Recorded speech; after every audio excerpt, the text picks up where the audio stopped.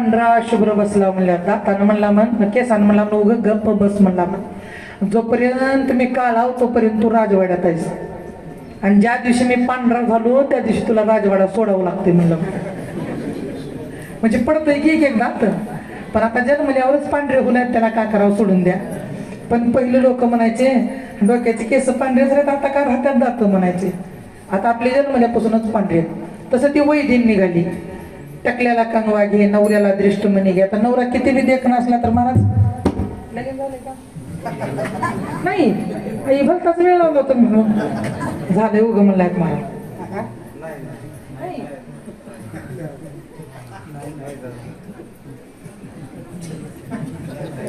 मला तर वाटणार बाबा झाला तर वाटला रे मग आता उत्तर दी लागले की आता नवरा किती जर देखणं असला तर आमचे महाराज किती देखणे